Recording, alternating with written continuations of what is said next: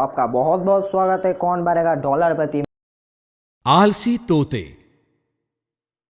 एक घने जंगल में एक पीपल के पेड़ पर एक तोतों का झुंड रहता था। शिकारी कभी उन्हें पकड़ता तो कभी उनके बच्चे ले जाता। इसलिए एक दिन उन्होंने दूसरी जगह जाने का फैसला किया। उन्होंने दूर एक ताड़ का पेड़ खोज लिया।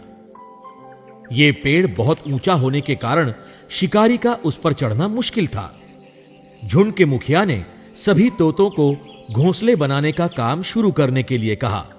सभी तोते नई जगह को देखकर बहुत खुश हुए और खुशी के मारे चहकने लगे।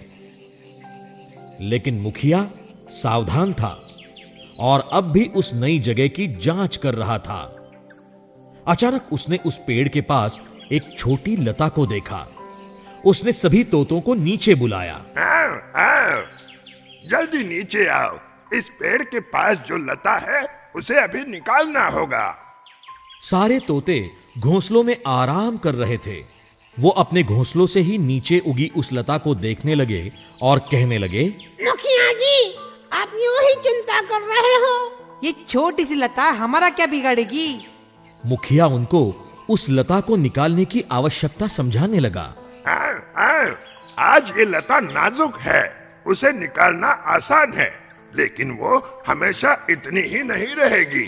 कुछ दिन बाद वो बड़ी सख्त रस्सी की तरह बन जाएगी। इसे अभी निकालना होगा। आगे जाकर ये शिकारियों का पेड़ पर चढ़ने का साधन बन जाएगी। वो आसानी से घोंसलों तक पहुंचेंगे और अनर्थ हो जाएगा।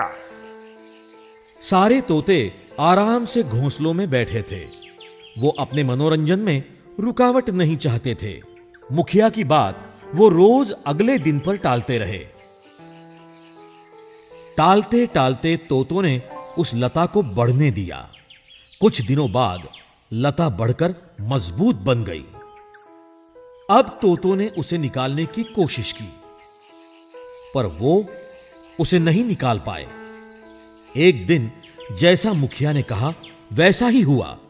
एक शिकारी वहां आया। उसने उस मजबूत लता को देखा। उस लता की सहायता से वो बहुत आसानी से पेड़ पर चढ़ गया। पूरे झुंड की आंखों के सामने वो उनके घोंसलों से सारे बच्चों को निकालकर ले गया।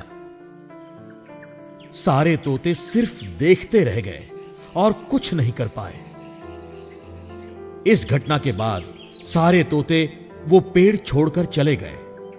अपने मुखिया की बात न मानने पर वो बहुत पछताने लगे, पर अब बहुत देर हो चुकी थी। छोटी छोटी बातों पर भी